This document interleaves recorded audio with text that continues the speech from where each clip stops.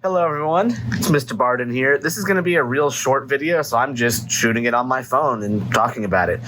This is going to be something I'm going to be doing with my students in the spring, and I figured I would share with it because I think it's a really fun idea.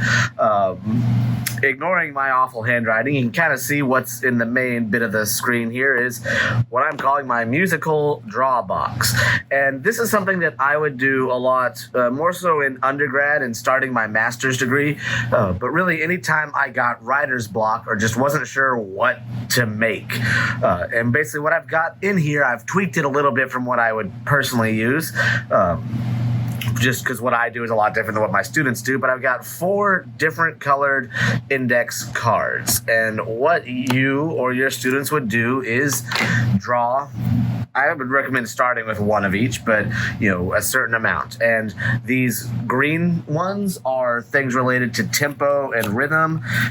These brownish ones, I call them orange because they're bright orange on the back, are things like instruments and types of sounds. These red and blue ones are audio effects and processing techniques, and then these yellow and pink ones are what I call wild cards. So we'll talk about those later. Let's just kind of briefly go through. So I'm going to be making a project. I'm not sure what yet, but that's what we're going to make. So let's see what it's going to be. Okay, so it's going to be at 92 beats per minute. It's going to have 4 different types of clarinets, and the only effect I can use is reverb.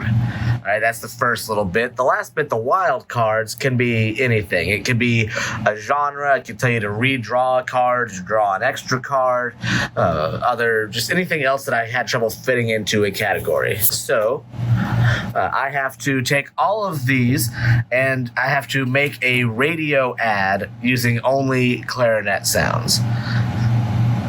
That's actually not terrible, but I mean, if a student drew this, I would say, okay, you can make all that and then add a bit to make it radio ad, or I would let them one time draw one more card.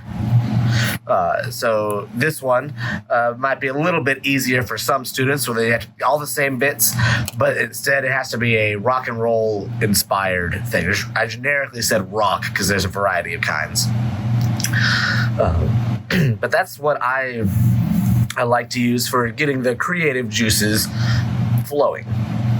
And I think it's a fun little way to, again, make you or your students be able to get over any kind of writer's block and, again, just generate a bunch of sounds with the goal of, just practicing making a bunch of sounds. That's going to be where I leave it off for today. So hopefully you all thought this was an interesting idea and way to do stuff. And I'll let you all know how it works in the upcoming spring. So if I'm done flubbing over my lines, I'm going to end it now, and I'll see you all the next time that I see you. Bye.